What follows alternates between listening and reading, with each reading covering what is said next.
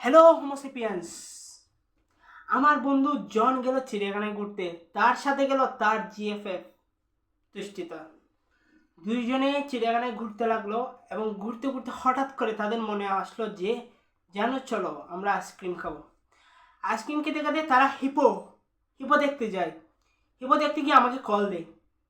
সে call ছিল video call. চিড়িয়াখানায় ঘুরতে গিয়ে হিপো দেখলো, হিপো দেখে আমাকে ভিডিও কল দিল। ন্যাশনাল জিওগ্রাফি দেখতেছিলাম। ন্যাশনাল জিওগ্রাফি দেখতে থাকা আমি তো জানি hippo poops is very dangerous for health. When hippo poops, people cannot survive. পানিতে থাকা মাছ ডাঙায় উঠে যায়, ওই স্থানের বায়ুতে অক্সিজেনের ঘাটতি হয়ে যায় যখন হিপো পুপস দেয়। কারণ হিপো এক জায়গায় পুপস দেয় না, হিপো যখন পুপস দেয় চারদিকে হেলিকপ্টার দিয়ে ছড়িয়ে দেয়। না, আমার বন্ধু এটা জানে না। আমার শয়তানি মাথায় একটা প্ল্যান আসে, তখন আমি বললাম বন্ধু ভাবিকে নিয়ে সামনে এগিয়ে যাও।